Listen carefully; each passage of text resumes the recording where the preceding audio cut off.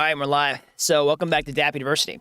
So today we've got to talk about some good news for crypto, particularly on the Congressional hearing that happened yesterday, what you need to understand about this, okay? We're going to look at that. We're going to look at a lot of the news updates that have happened in the space since their live stream yesterday. Again, we do these Monday through Friday on this channel. Just turn on notifications, subscribe. You'll find out about those whenever we go live. Probably want to follow us on Twitter too.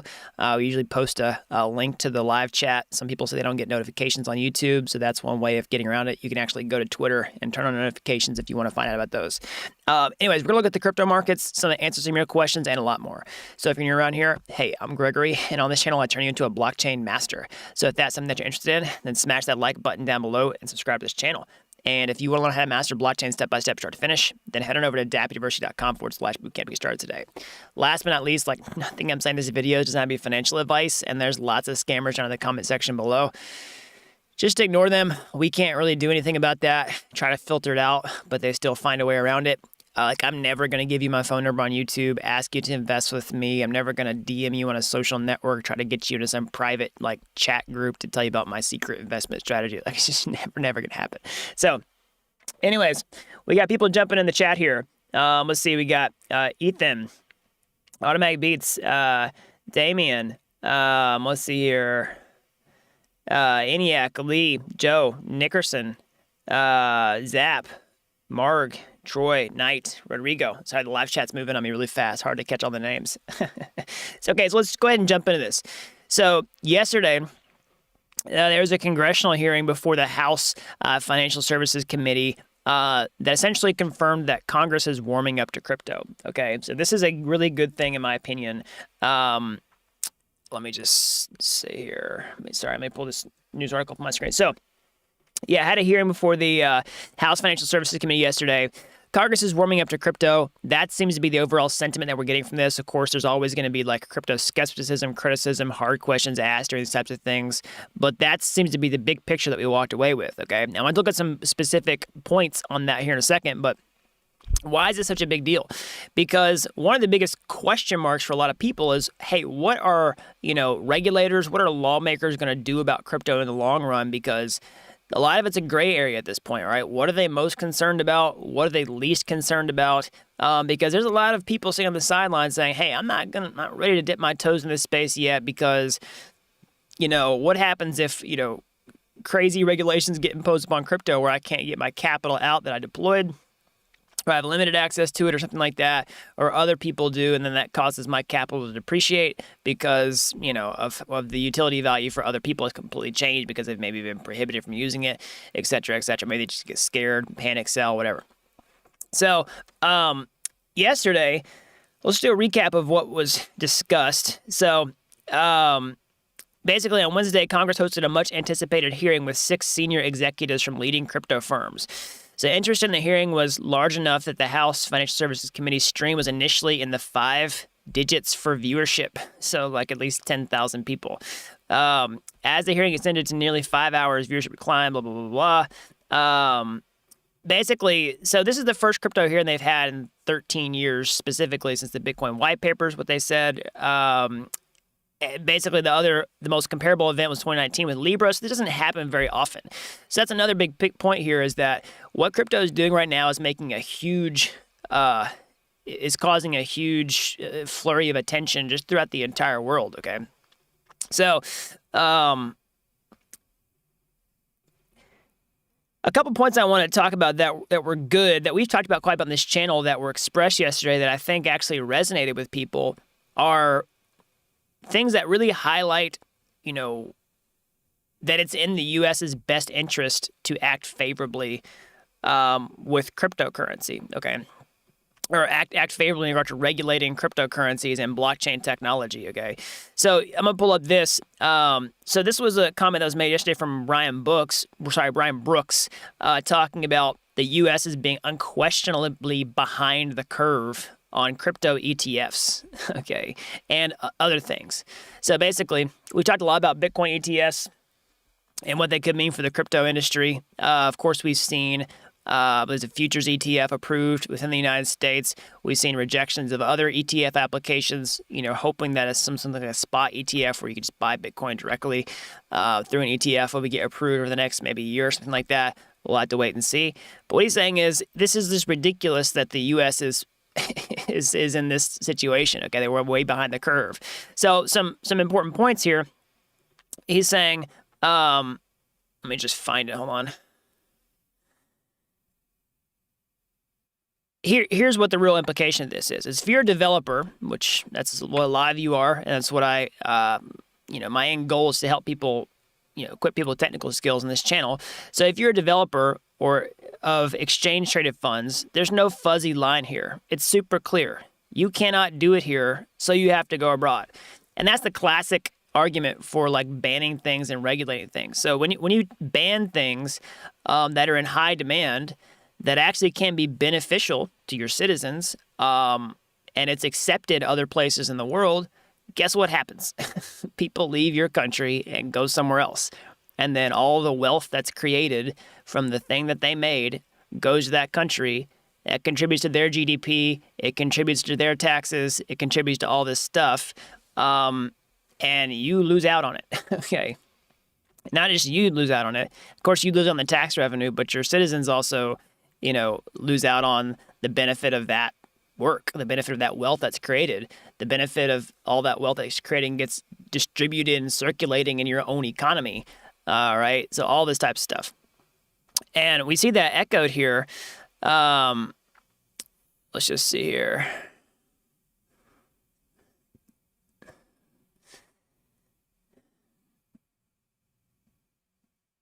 We see that, echoed here also from Patrick McHenry talking about this. Basically, as policymakers continue to wrestle with how to regulate the growing digital asset industry, they had the executives from major cryptocurrency companies appear before Congress on Wednesday. We had lots of different reps here. But another,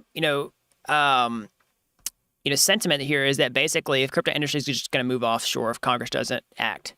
Okay, that's the big warning. I feel like that was put out there yesterday that I think people are starting to see. We also see comments about people getting worried about the threat of crypto to the U.S. dollar, but I don't have the segment pulled up right in front of me right now. But one thing that was echoed there was that, hey, but you have all these stable coins that want to peg to the U.S. dollar, and if we're talking about dollarizing, the world, then basically it actually shows demand for dollars, and people want dollars who don't necessarily have access to a bank account or don't want access to a bank account, but they want dollars, and that stable coins are that. So stable coins are in the crosshairs for regulators in particular, because those seem like one of the most threatening things that at least they perceive to need regulations. I'm of the opinion that I think crypto can exist just fine without regulations, but I'm also a realist thinking that, basically regulations are coming. So what do we do about it? We try to fight for the most favorable regulations possible. And I think what we saw here yesterday was a step in that right direction. And, if stablecoins ends up getting, heavily regulated in this regard, which I think there's strong incentives to do that, because then you could basically push people to using an alternative, which would be a central bank digital currency, which I think is where we're headed next. Then, that's not the end of the world, in my opinion, if we leave a lot of the other stuff alone. Things like utility tokens, things like native layer 1 blockchain cryptocurrencies like Ether and Bitcoin, where you can stake, all that type of stuff, mine. These things were not created to be, securities, right? They weren't created to be stable coins that can print money and not have real backing. They're just a different asset class altogether that has it's just a different animal. And then I don't think they should be regulated like equities. I don't think they should be regulated like, dollar alternatives. So it seems like that's the best compromise that I feel like we can work towards in the future. And I feel like the hearing that happened yesterday was a step in the right direction for that. So let me know what y'all think down in the comment section below. Someone says dollar is dying. So when I talk about, dollarizing the world and all that type of stuff, what I'm saying is that's what, that's where the incentives for them lie, okay? And when you're talking about trying to come up with favorable regulations, you're in a negotiation. So when you're in a negotiation, you have to understand what your counterparties wants and desires are. And when you're talking about trying to find the best trade-off that you can, you have to speak the language that appeals to the desire of your counterparty. So that's what their desire is, that's what their incentives are. And you can say, look, crypto is actually in line with that in many ways.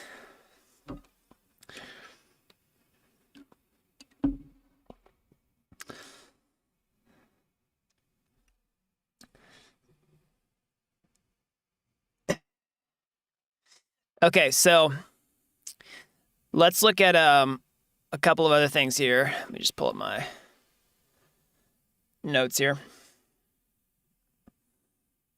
All right, so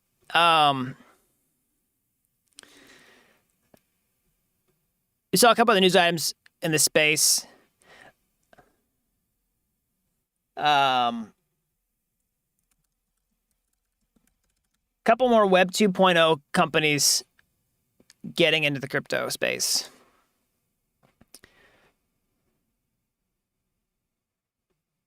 So a couple Web 2.0 giants are now officially integrating crypto into their platform.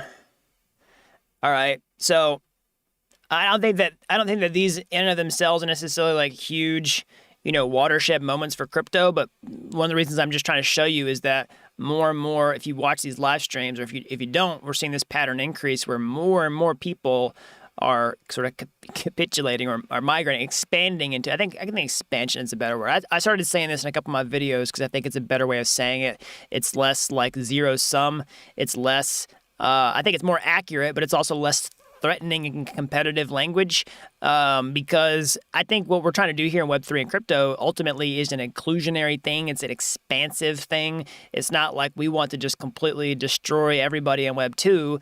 And I don't think everything in crypto is going to replace Web2. Okay, we're creating Web3. We're creating a new facet of the internet, and what's likely going to be the future is this hybrid type of thing where you have aspects of Web 2.0 combined with Web 3.0. I think crypto doesn't do itself any favors, trying to be like this underdog that's just going to completely dethrone Web 2. It's you create something that has massive leverage where you create something that's a very, very powerful force to be reckoned with, and it's sort of like the best choice you have at beating them is joining them. All right, so that's the environment I think we want to create. So that's a little bit of a tangent.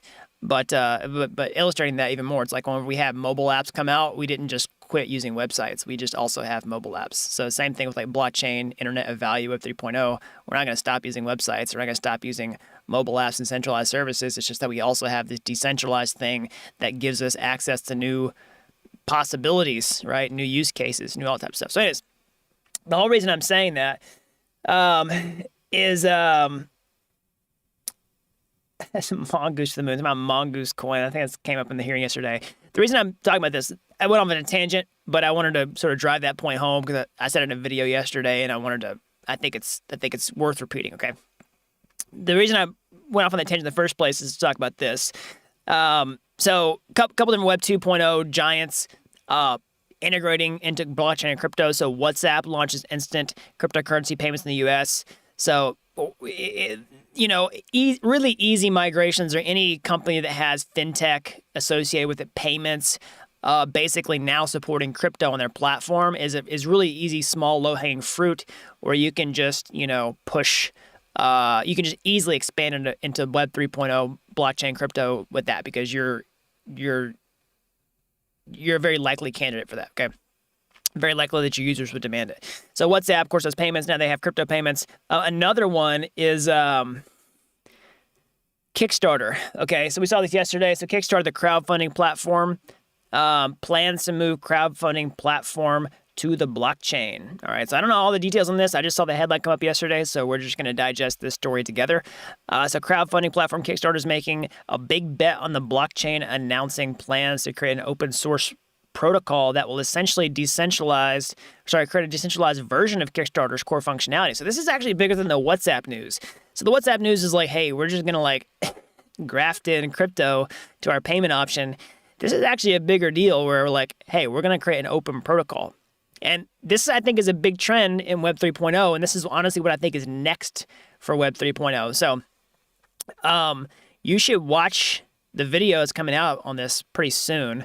Might be a couple weeks. I kind of recorded a couple of my videos in advance to try to get ahead for the holidays here. And I wish I had seen this story because I would have talked about it more in that video.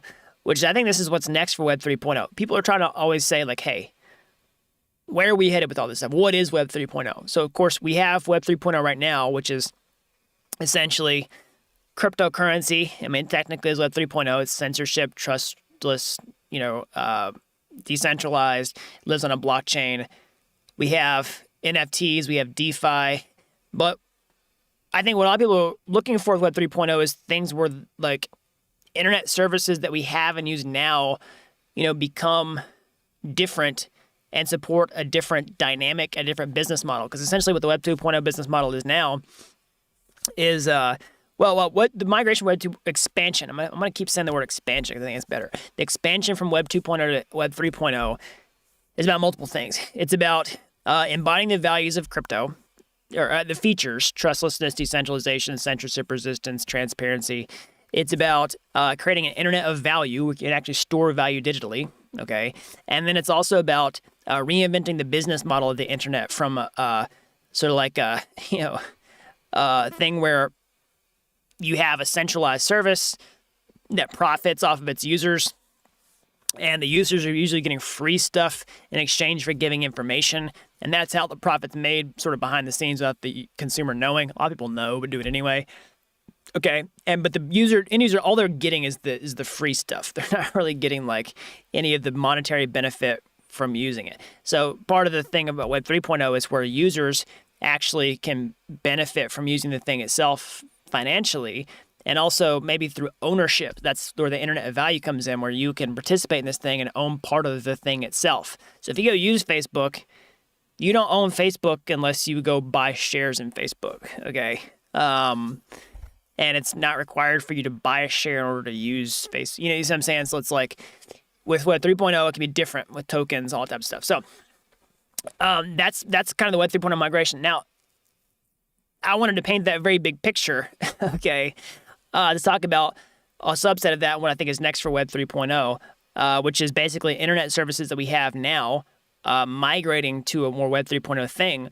And what are some of the benefits of that? Like I was saying before, it's just trustlessness, transparency, censorship resistance, all that type of stuff. And we're getting to a point where that's becoming more and more possible for Web 2.0 projects to expand into Web 3.0 because of the technical limitations. One of the reasons we haven't seen a lot of stuff built on Web 3.0 up until now is simply because the infrastructure is not scalable. That's one reason. The other reason is the user demand. So we have way more users in crypto right now, and we have, it's growing at about the same rate as the internet was in 1997, 98.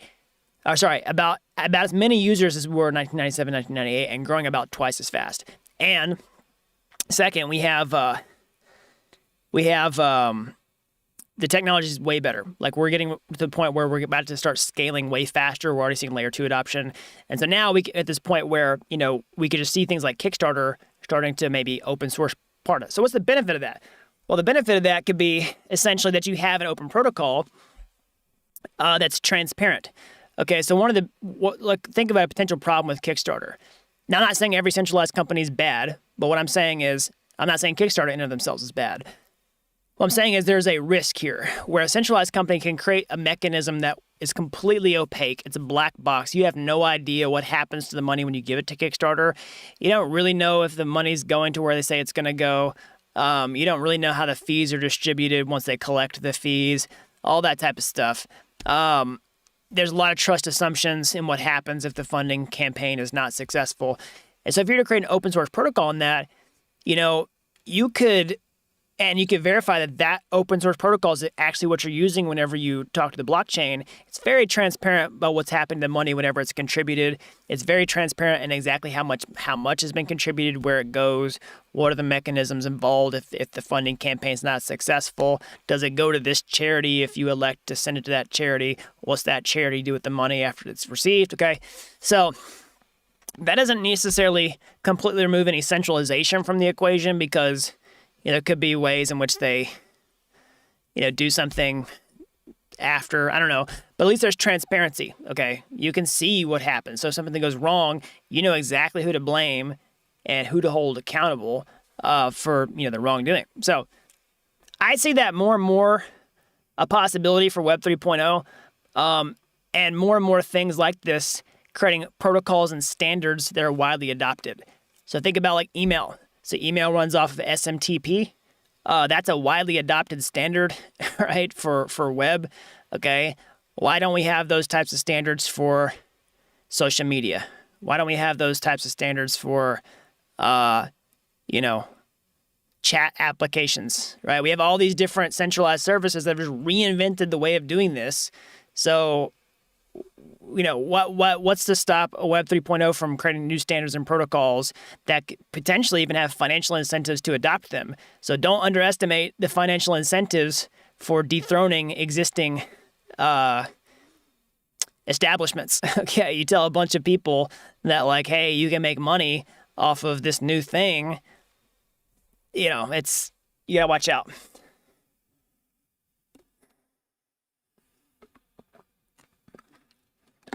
So that's what I think could be next for Web3. And I think this example of Kickstarter could be an example of that. So it's launching a new organization. Yeah, I wish I had seen this story before I made that video, because this would have been a cool thing to talk about.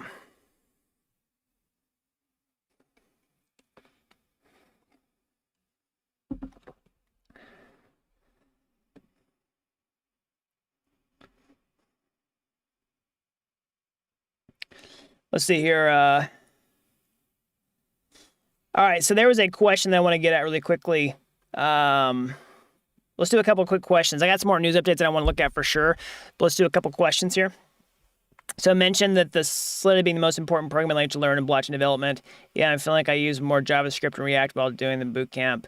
So thoughts? Yeah, totally. So that makes sense. So the whole point here is if you're going to start from scratch and you only learn, so basically if you only learn one thing, it should be Solidity. Okay, and then you learn everything else as you go. The whole point of here is where do you start from? So and this is really the opposite of what most people do. Most people go say they think I have to go learn a bunch of different programming languages before I learn blockchain. That's really not what you should do. You should start learning the programming languages for blockchain and then learn everything else as you go, because it's going to give you context and purpose to what you're learning. It's way more efficient. You don't want to just go learn a bunch of stuff then switch over to blockchain. That's the whole point. Okay, then we have one question from Twitter actually that came up as I was starting the stream today, and I told this person that I would answer it as we jumped on. Okay, so basically, hoping to learn front-end development for blockchain, but honestly not sure where to start. I don't come from a programming background. I've watched through a few of the videos, and I'm on information overload. So, I mean, if you're going to do front-end for blockchain, honestly, I would probably even just dip your toes into Solidity, because that's going to give you, an understanding of what you're interacting with in the first place. So I just do any of those feature-length tutorials on my YouTube homepage. Just go there, just go to the free blockchain development courses page. I'll just show you.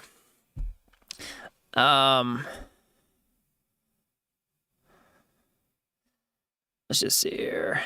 So if you go to my YouTube homepage and you scroll down right here, this free blockchain development courses, we just added a new one 9 days ago. So I'm also, just heads up, I'm talking about this in a minute, but we're on a big plan to ramp up the tutorials again. Anyways, you can go check out any of these. Basically, they're feature-length tutorials. You don't have to be an expert to get started now. They just teach you everything from scratch. So you'll learn a little bit of Solidity in there. That's good, though, in my opinion, because you don't have to keep learning Solidity if you just want to focus on front-end development. But I would maybe just at least do one smart contract so you see, what's happening. I mean, if you can just follow the instructions and just blindly, you just get it to work. But then you can look at the front end. So I would definitely focus on front-end libraries like Web3.js, or Ethers.js, okay, interacting with the blockchain in some of those tutorials, and maybe take that to the next level. We also do a significant amount of front-end development inside the blockchain bootcamp, like this person was talking about in the comment section ago. So you can sign up with the link down below to check that out.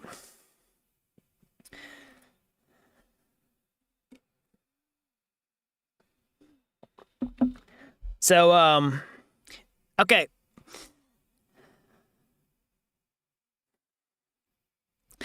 Speaking of Web3, like I was talking about a minute ago,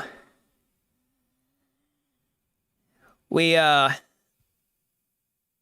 it's really important to watch this trend because crypto is moving to Web3 in a bigger picture sort of rebrand. And I saw this tweet come out yesterday, so I wanted to share it. So the crypto to Web3 is possibly the greatest rebrand of all time. Not only is it working, but it's done in a completely decentralized fashion, unlike corporate rebrands. I think it's pretty cool. It's really grassroots, rather than somebody coming out and now manufacturing a new thing. But like I was saying before, I think here's what we have to do. You know, for crypto to succeed, which I think it's in everybody's best interest for crypto to succeed, you know, I don't think it really helps anybody other than maybe like your ego to like just rub it in people's faces if crypto really does reach this mass adoption thing over the long term, which I think it will. You know, so like just saying, haha, I told you so is not necessarily the best way forward. And it also doesn't make space for people to like, you know, sort of like capitulate with honor or to adopt something new. So one of the things that helps that is actually this movement towards Web 3.0. It's like, oh, it's not crypto, it's Web 3.0. It's bigger than that. You know what I mean? It helps people not, you know, people have, what is it, a consistency bias, where they feel like they have to, you know, it's hard for them to change their opinion or beliefs. I don't exactly know how you define consistency bias. I don't know if it's based on other people's perception or if it's based off your own, like, you know, desire to be consistent with yourself internally. I'm not sure how you define it, but whatever it is, you've probably seen this. Like people just don't like to be wrong. Okay. Don't want to admit they're wrong. And that's one big friction to, you know, crypto seeing more adoption. We have some people to say, oh, it's a scam, it's this, it's that. So if we can say, hey, it's Web3, like use this Web3 thing, then that makes it a lot easier. And again, to me, this is about expansion. It's about expansion. It's about inclusion. I'm not trying to use it as like a buzzword. I really mean that as like taking everybody into this thing and that there's something here for everybody. It's very positive sum, in my opinion. It's not zero sum. You don't have to lose in order for me to win and vice versa.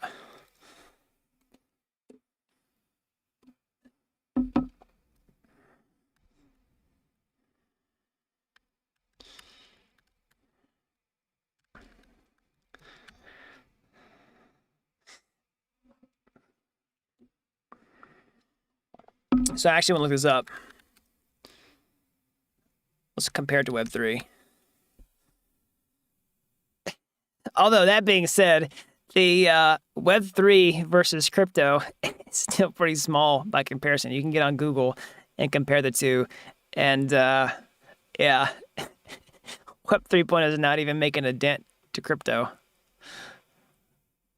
It's sort of like saying, yeah, I experienced, 10x growth. Well, it's like you experienced 10x from 1, you're just at 10. And if you experience 2x from 100, you're at 200.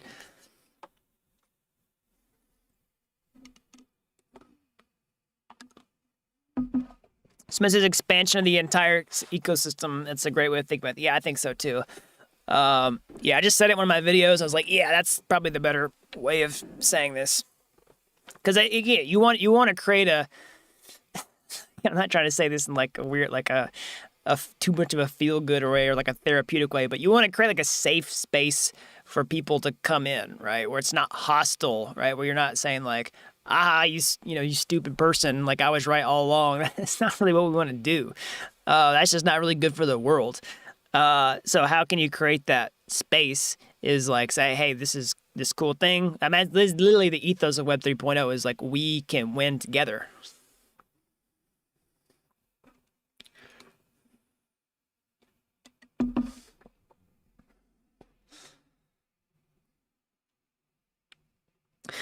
Okay, so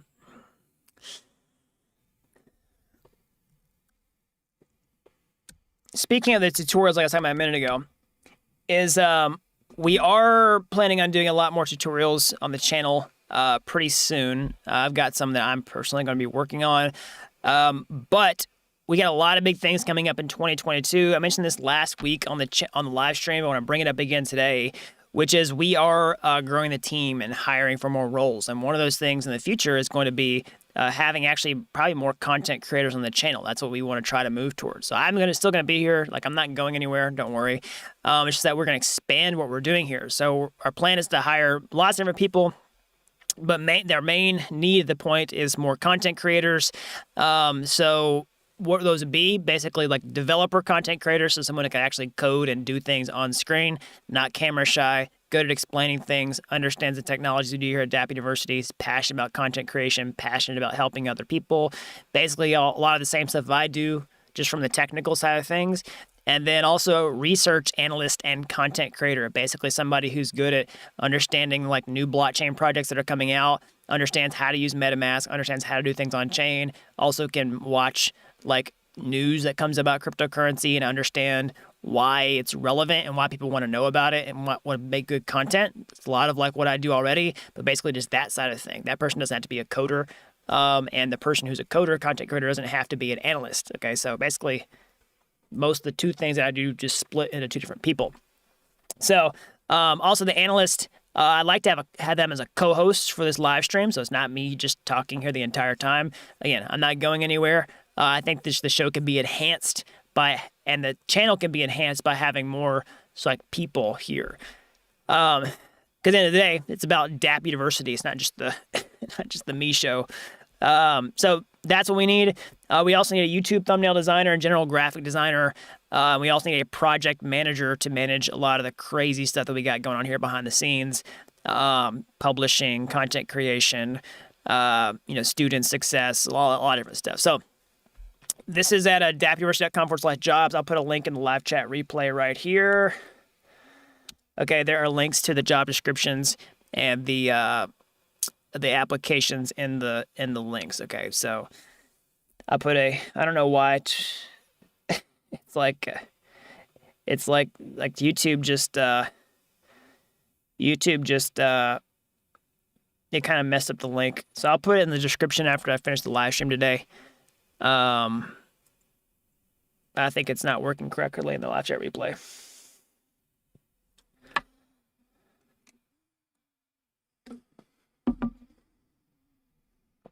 Somebody says, is it bad to apply for more than one role? Not necessarily.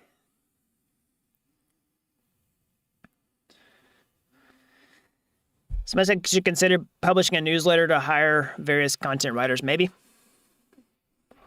We got to get the right people in here first. So if that's you, let's talk.